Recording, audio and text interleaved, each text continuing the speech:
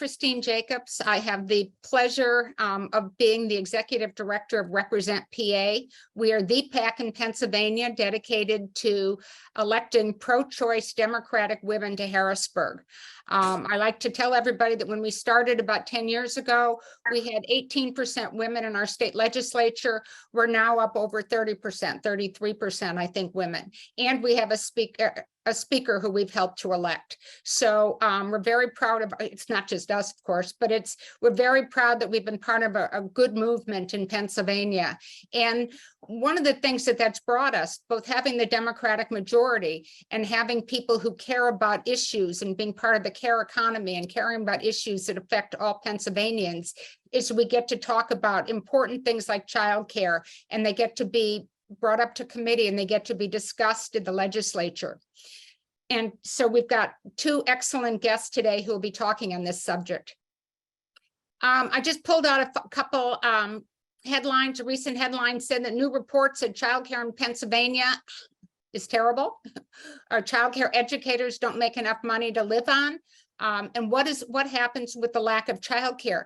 It's the availability of workers. Folks talk about the fact that post-pandemic, a lot of people didn't want to come back to work. Well, they didn't have care for their children or care for the people that their seniors and their parents in their home. That affects your ability to work. It affects the population. People don't have more children, or they move out of state to where there are more and better childcare.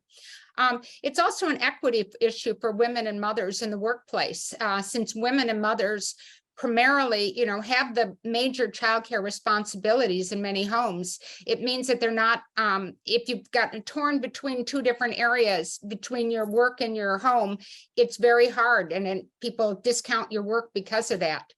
And it's an issue of vitality for Pennsylvania. So any way you look at it, we've got a problem. I just love some of the things. This was, in Harrisburg, they had a meeting recently and they talk about Start Strong Pennsylvania and the need. This was on the Senate side, but talking about the need for stronger childcare and better wages for childcare workers. And as I said before, I love the work we've been doing, because then you get more women in the pictures. Then you get people who care about these issues. And it's all part of us creating a better Pennsylvania.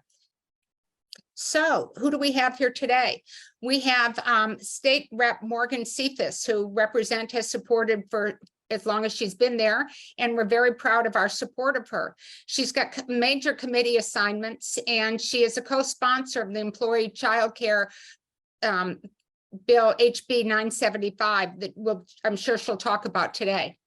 We also have today with us Donna Cooper, and Donna is the executive director of Children First. She's been working in this. She's a former secretary of policy in Pennsylvania, and she's been working on these issues all around the care economy for many years. And we're very excited to have them both here to talk about an issue of importance. And so Donna and Morgan, take it away, please. Thank you. I'm going to start. I'm going to go very quickly through this. I apologize that S is on the next line there. I didn't notice that. Anyhow, to the point that Christine said, I'm going to do a 10-minute deep dive on what this really means about the impact of the childcare crisis on women. And it not only affects the women who work in childcare, which is 8 out of 10 of the workers in that sector, but women in the labor force as well. So, there was a survey done 2 years ago, and it was redone this January, of thousands of people in the labor force. And one of the things that we know, as Christine said, is that the shortage of childcare right now is having a huge economic impact on the Commonwealth of Pennsylvania. On the left-hand side of this slide, you see that families are basically losing about $5,000 per family as a result of the childcare crisis. $4.1 billion in family income. And the reason that's important is that for a wealthy family who can afford to hire somebody to come in their home, the childcare crisis is not affecting them. But for the majority of Pennsylvania families and women who have children, the childcare crisis is setting them back economically. So how is that happening? And I just want to walk through very quickly. Again, this is how is childcare affecting the problems at work? Women have had to change their work schedules, nearly 6 out of 10 workers, mostly women. They've had to reduce, this is very important, more than a third of workers, again, mostly women, have had to reduce their work hours, change from a full to a part-time job, and nearly a quarter have had to reduce their work hours entirely because of childcare shortage. The other thing about this is that women are being seen as a drag on the economy because they are late for work in more than half of the cases due to childcare. They've had to leave work early, missed a full day of work, been distracted from work. So childcare is taking a toll not only on people's ability to sustain their employment, but how they're seen in the workforce. This is the most scary thing to me. Women are being offered jobs. And again, more than a third of them have to turn down a new job offer because of childcare problems. They also are turning down education and training opportunities. So the impact of the childcare shortage is stunting their long-term economic prospects. And finally, they are taking less demanding jobs. They've had to quit a job. More than a quarter of the workers have had to quit a job. I hate this. More than a quarter are being reprimanded by their employer. 20% are being fired, all because of childcare problems. This is happening to women in our economy. And the reason is because we have childcare centers that are closing or have short staff, and so they've had to close classrooms. 84% of childcare programs, right? 84% have staffing shortages. Basically, 4,000 people have left the field in the last 2 years. 38,000 kids are on waiting lists for childcare, and they're on waiting lists because there are not enough staff in the programs to let them open up the doors and have children come. Why is that? Because, as Christine said at the top of this, childcare isn't paying. This is 8 out of 10 of the people in this field are women. On average, including those with a bachelor's degree, they're earning less than 13 bucks an hour. In most counties of Pennsylvania, they're earning only 60% of what it takes to live, and 50% of the people in the field are saying they're going to leave. These women are leaving. Why are they leaving? Because anywhere else, even in the female-dominated sectors of the economy, they can get paid more. As a housekeeper in a hotel, they are paid more. As a hairstylist, they are paid more. As a home health aide, they are paid more. So again, these are sectors where women are disproportionately concentrated at the low end of the pay scale. But if you're in early childhood, it's the worst place to be. So in addition, you should know, sadly, and this is not something women in the childcare field are proud of, 20% of them are on Medicaid or food stamps, and 14% of them are working in childcare so they can get childcare subsidies. So this is why there is so much stress. And the next slide, I'm going to go real quick, is because 44% of the women in this sector have taken payday loans compared to the general public, where 1% have taken payday loans.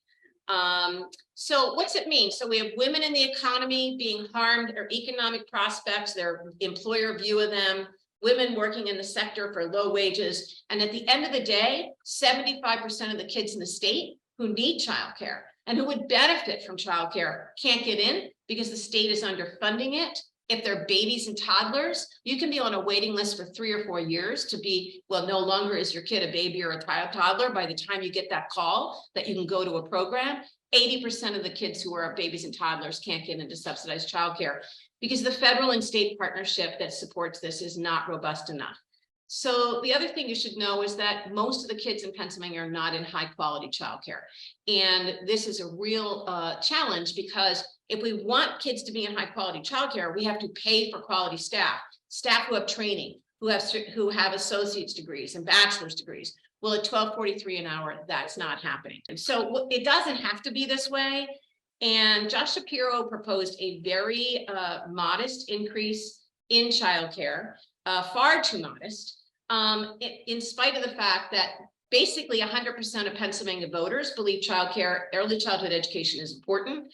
8 out of 10 want to see more state investment in programs, and 8 out of 10 understand there's a wage problem and they want to invest in it. Wow. So we are asking the lawmakers to come up with significantly more money than Josh has put on the table to solve this wage crisis, open up these childcare programs so that women are able to pursue their economic prospects in the private economy. Morgan Cephas is a partner of ours in this. She is, I have to tell you, a huge leader in Harrisburg, the head of the Philly delegation. But not only that, Morgan brings the intellectual and real world experience to Harrisburg that we need to really fight for these kinds of issues, to solve the challenges for women in the economy, for women of color in the economy, because the majority of families in this region who are dependent on this childcare system are women of color, and the majority of women who are at the low end of the economic spectrum are women of color. So it is my honor to turn this over to Morgan. Thank you so much. And for some reason, my computer is freezing, so I will be quick as well, so we can, have a robust conversation about this issue. But I'd like to share my screen for my PowerPoint. One second. Great, fantastic. Second.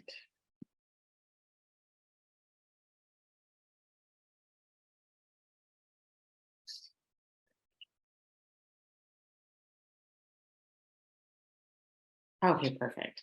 So as Donna stated, who, is the ultimate guru in the child care crisis here in the Commonwealth of Pennsylvania, we really have an issue to where people aren't able to go back to work. I mean, during COVID-19, it was the epitome of seeing so many of our systems fail, so many of our systems crumble and not meet the moment.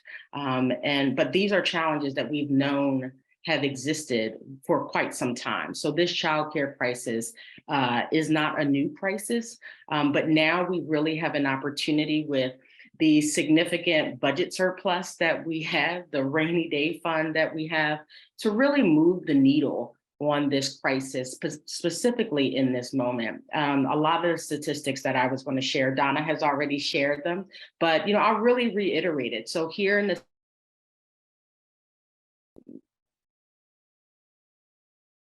Yes, I just froze. Okay. You're okay. Here in City of Philadelphia, we are a microcosm as to what is happening across the Commonwealth of Pennsylvania.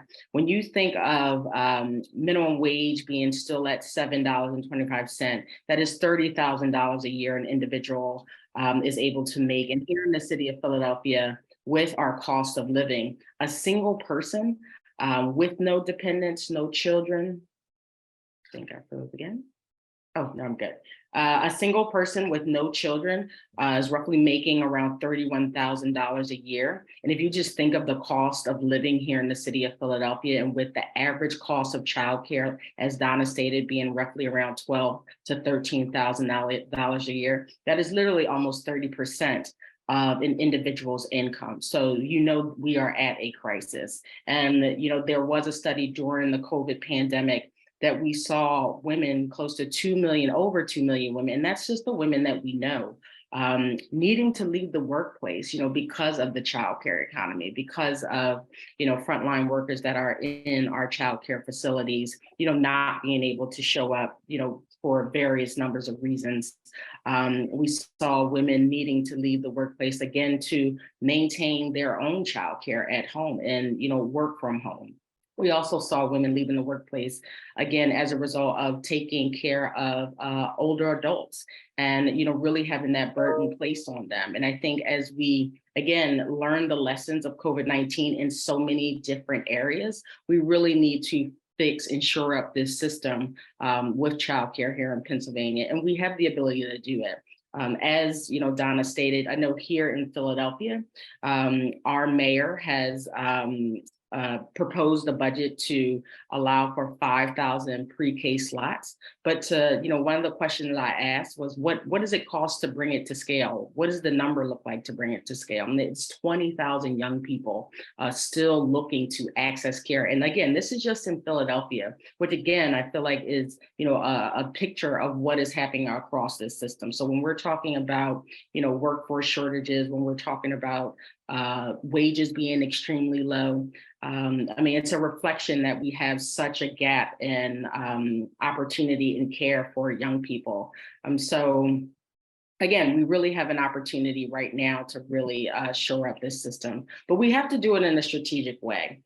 There's a series of areas that we have to invest in. It's going to literally be all hands on deck. It has to be employers, it has to be government, it has to be a public-private partnership for us really to address this crisis. So, obviously some of the areas that, we are laser focused on in this budget. And one thing I will say is I want to say thanks to Josh Shapiro to, recognizing that this is a critical issue. And if we want to make Pennsylvania a destination, as you all know, we've lost a congressional member, which means that people are not choosing the Commonwealth of Pennsylvania as a destination for their families, grow families. And, we're competing against places like New York and Washington, D.C.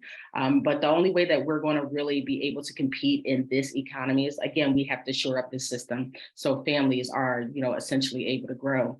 And, as Donna mentioned, we have to do it in multiple different ways. And here are some of the top button issues that we are looking, not just in the budget during the budget conversation, but also when we're talking about legislatively. So obviously we have to increase the pay for childcare workers. As Donna stated, a significant number of workers are on Medicaid, are on SNAP, are using, social safety nets to really survive. And if you think about the type of credentialing these workers need in order to, be a part of the Keystone Star system, it really is a cost burden for them to do just that. So we, have to be laser focused on that. Obviously, we have to increase childcare slots. We talked about the waiting list across, the Commonwealth of Pennsylvania being 34,000 young people not being able to access quality care is something that we have to be laser focused on. Reimbursements are key. Childcare centers are not able to operate if we keep on allowing for reimbursements that, are, years old. We have to keep up with inflation. We have to keep up with rising costs. I mean, just imagine the increased costs our daycare centers had to go through just with providing COVID protections. So, this is something we have to be laser focused on. I know Donna just brought this issue up to me just recently. We have to protect existing unoccupied slots.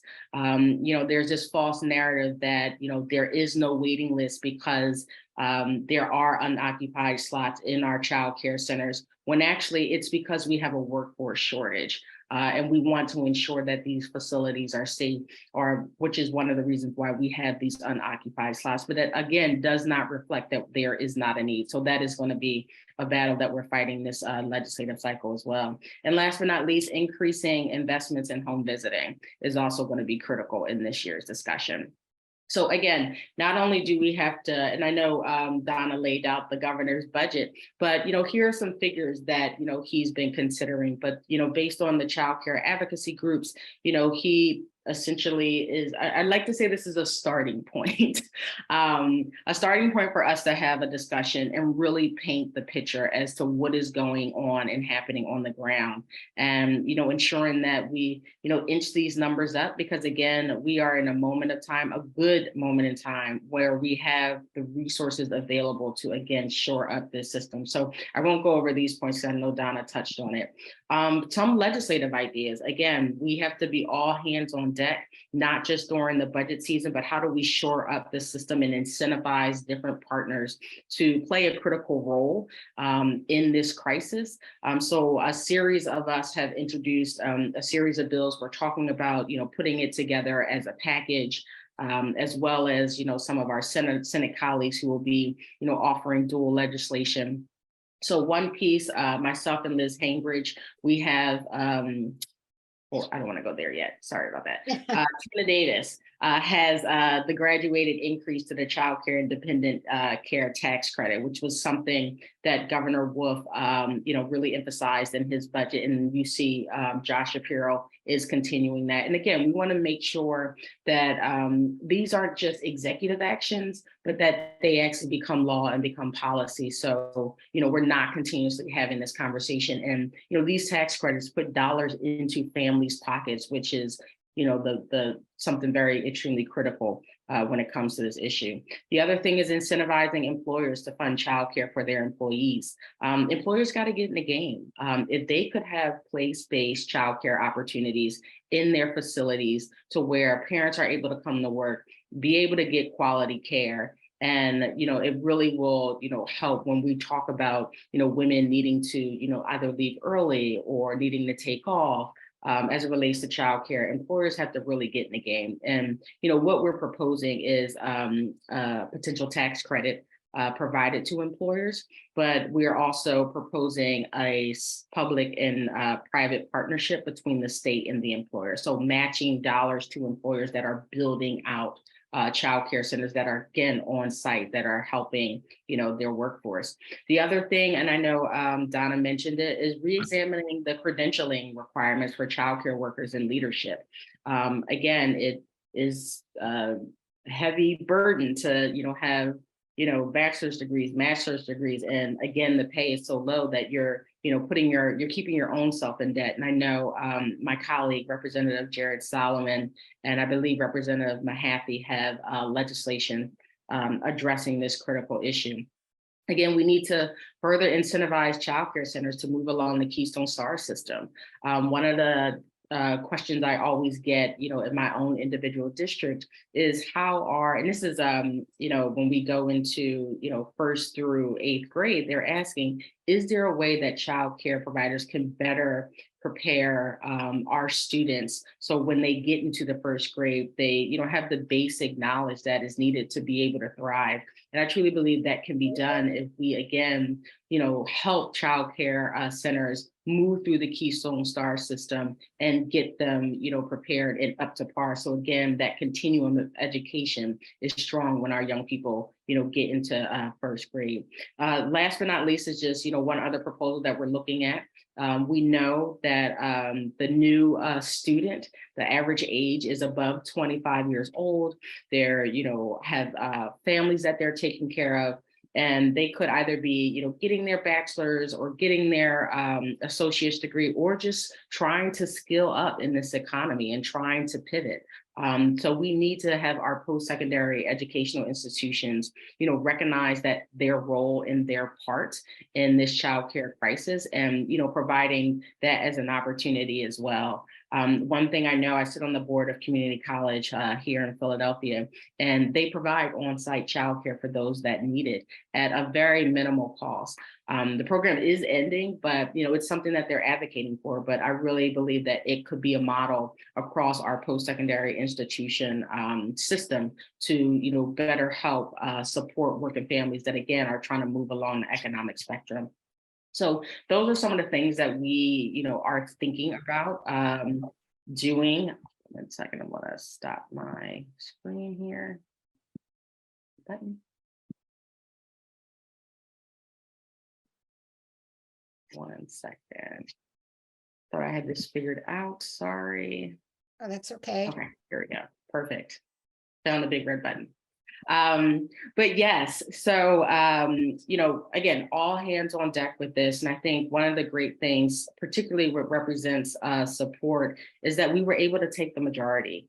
And, in taking a majority and having more women in the legislature, even having, working fathers, we have a lot of men that are co-sponsoring legislation because they see the burden on their wives or their significant others when they're coming into the Capitol, and, they having to figure out childcare on their own. You see so many of my colleagues on both sides of the aisle bringing their young ones into the chamber because of the cost of childcare. Jennifer O'Mara talks about it being extremely expensive. And, a lot of our colleagues, have young children. So, this is an issue that crosses the aisle.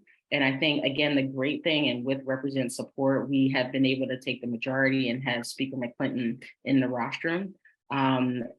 It will help us set the agenda. And one of the top agenda items is to address this child care crisis that we have in the Commonwealth. Again, not just from a budget perspective, but also from a legislative perspective. And the great thing is that we're looking for best practices across the country. We don't necessarily believe we have to, reinvent the wheel. The bill that myself and Liz Hainbidge are introducing is actually from Kentucky. So, again, we're looking, around the country to, ensure that we can address, this crisis here in Pennsylvania, and who is doing it best. So, again, I thank you, Donna, for bringing me on, and thank you, Christine, for bringing me on to talk about this critical issue. got a lot of work to do, but we also have ample opportunity in this moment. I want to make sure everybody heard in what Morgan was saying.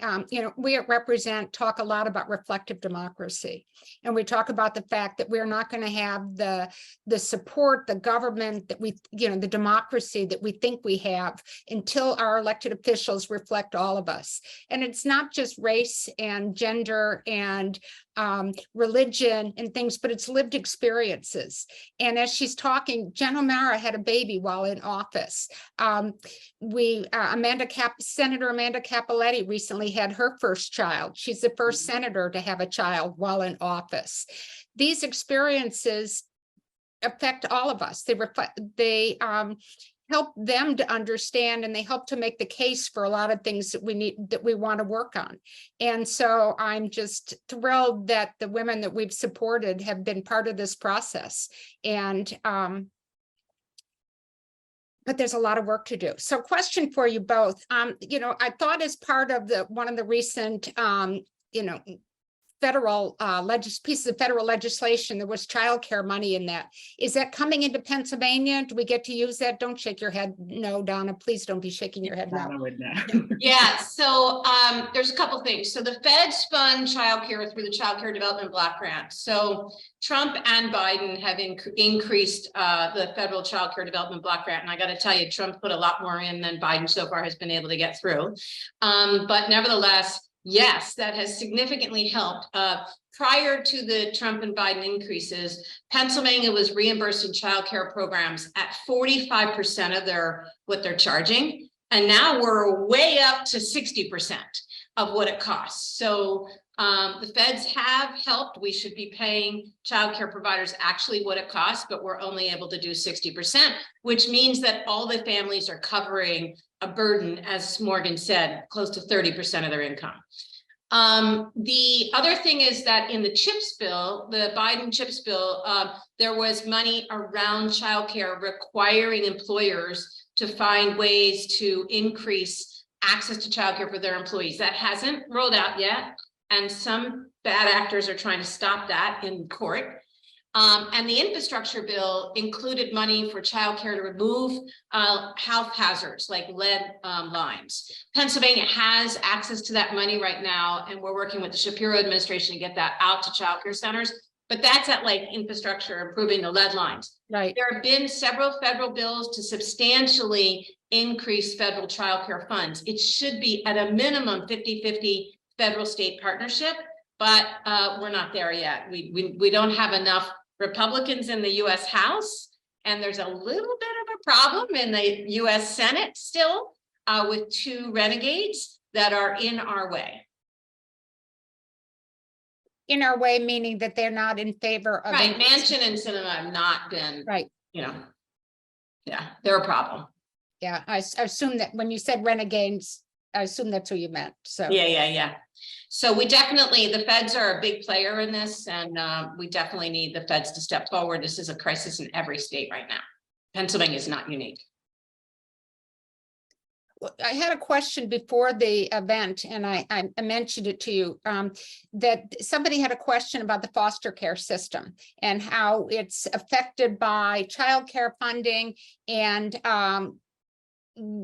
how do we get better quality foster care? I know that's a whole separate issue, but do you want to just give us some comments? So I will say it's a really important question. Foster care in Pennsylvania is managed at the county level. The state passes the funds to the counties. So counties have the 100% discretion on how they allocate money to foster care families.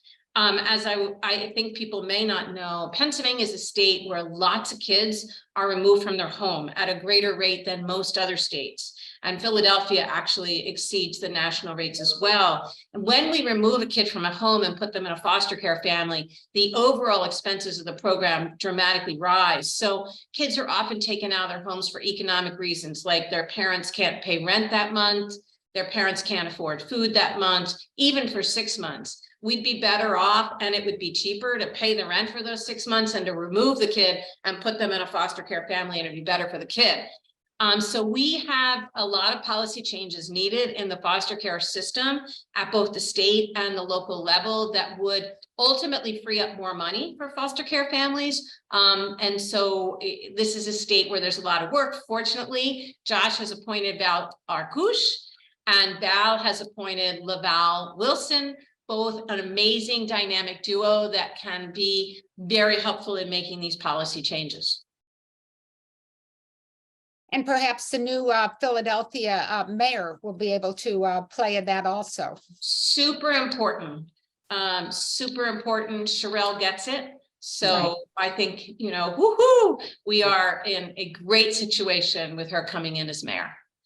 Yeah, I mean, and with her having, you know, her own young person at 10 years old, I think, again, she's going to be prioritizing this issue, you know, particularly what you've already said, because of her lived experience. Right. And understanding that these systems need to, you know, work better. And I think, you know, one of the things that, you know, we need to really elevate also is the financial burden of childcare and how we need to really, you know, work diligently to offset that cost, because with it being 30% of your income, the cost of living in places like the city of Philadelphia, families are just extremely overburdened.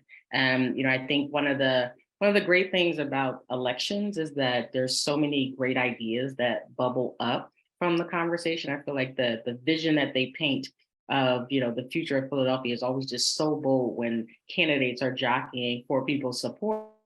But, you know, when we talk about somebody like Maria Sanchez, who's, you know, extremely smart and just really brilliant, you know, she has a perspective when it comes to the foster care system and, you know, always acknowledges the fact that we displace so many young people from their homes, and it is, you know, a cost burden to the taxpayer because we're not, you know, addressing that broken system. So hopefully, you know, not making any predictions or anything, she'll be able to play some type of role in, you know, the Parker administration, particularly around that issue.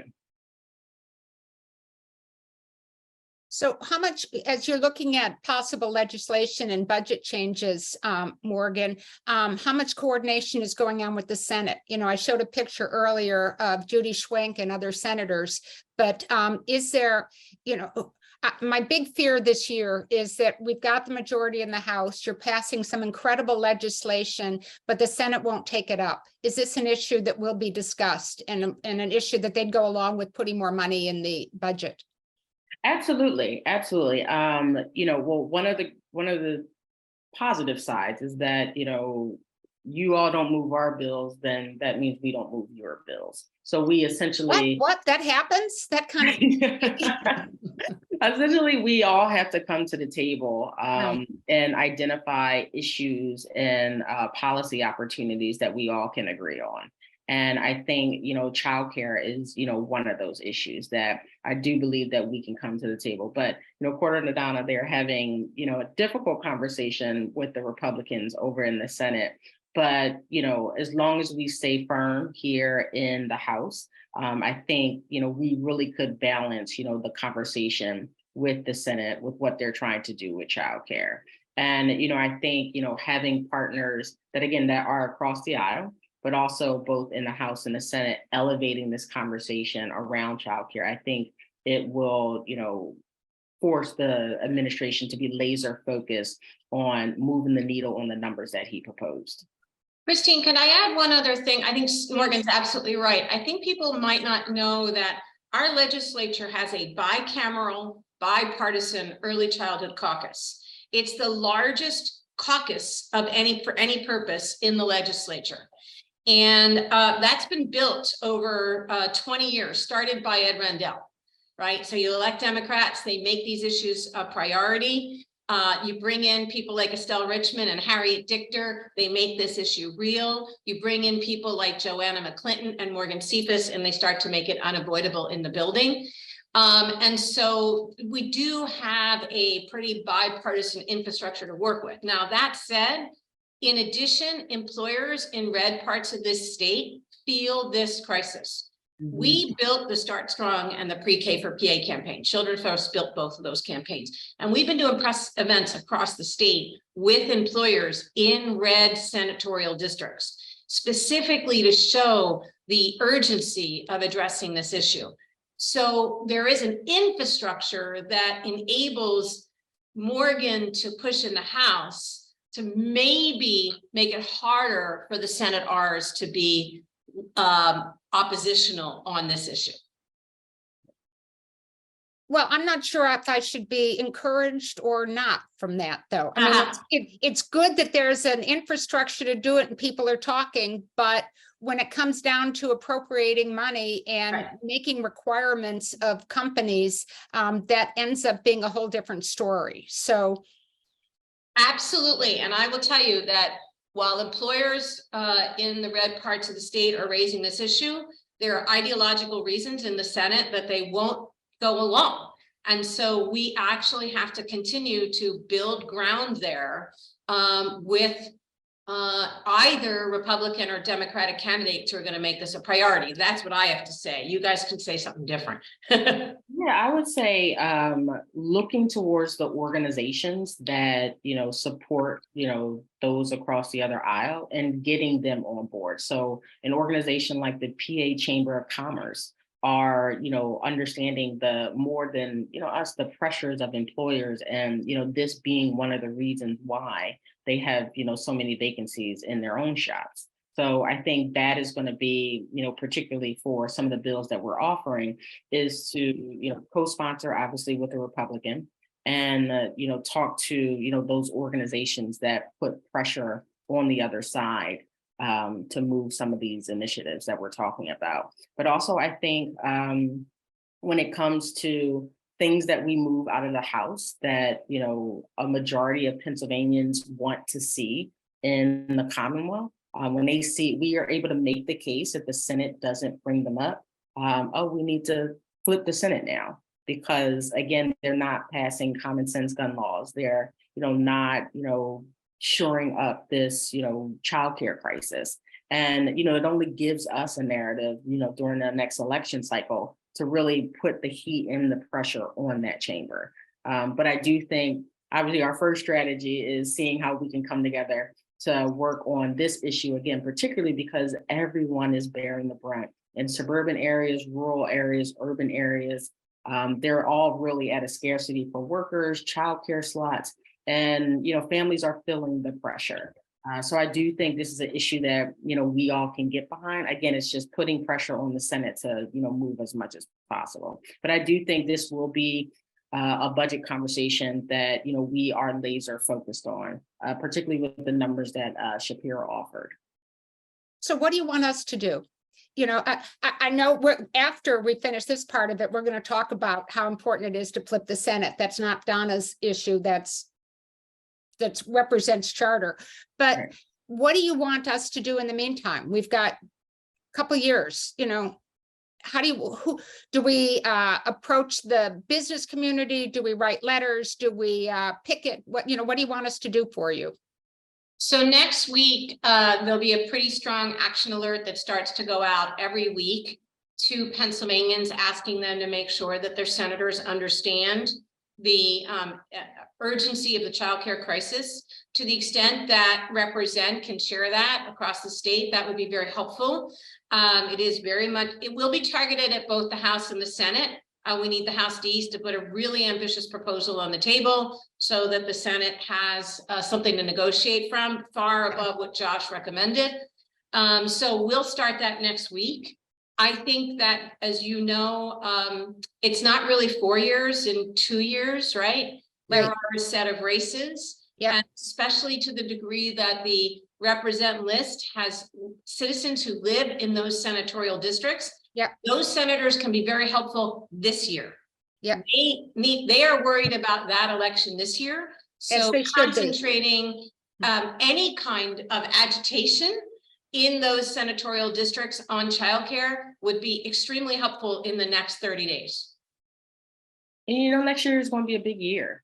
And it's always important. We have to not only play the long game, but we have to be able to impact people now. And I think providing a stronger proposal to the governor about childcare will impact residents now. So I do think, adding that pressure, particularly from families that live in, those districts where the representative is not supportive of the childcare issue, or not interested in seeing additional dollars during the budget season, I think placing the pressure there would be significant, but also pressuring our appropriations chairs, both on the D side and the R side, and stressing that this is a critical issue and we really need to provide a stronger proposal as it relates to childcare. Again, the governor, made a modest proposal. Thank you for the floor, but it's not the ceiling.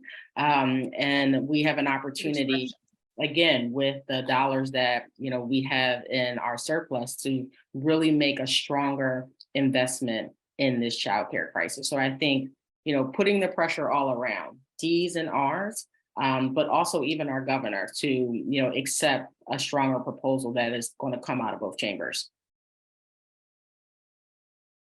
Tiffany, if you put Children First, the link to sign up to make sure people are on their mailing list in the link.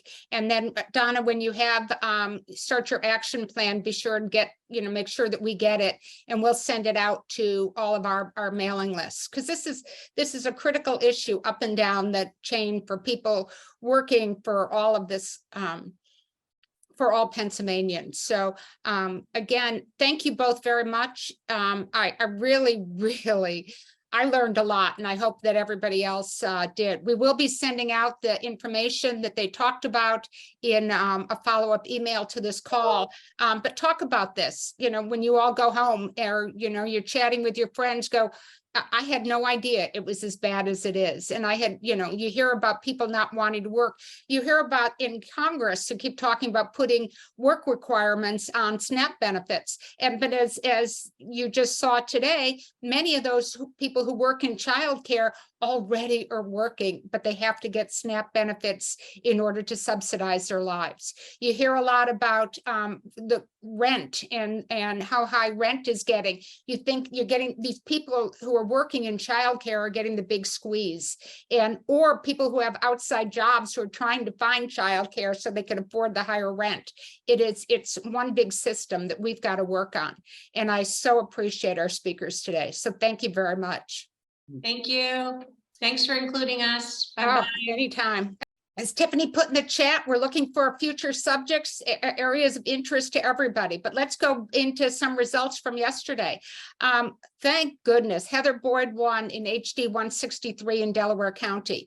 Had that not gone our way, and by the way, this is the political part of our discussion today, as if that election had not gone our way, the majority would have flipped in the House, and all these great things that you're hearing about that the Joanna McClinton legislature is working on would have been cut.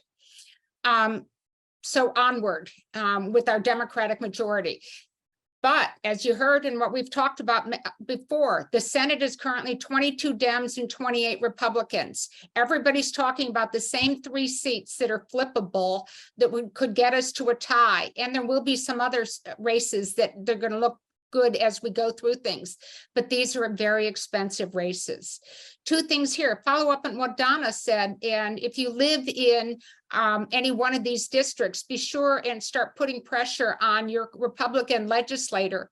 One of the things I've heard, at least about SD 37 and SD 49, is there are good Republicans holding those seats, or moderate Republicans. Let's have them show us how moderate they are, and let's get their support on more funding for childcare.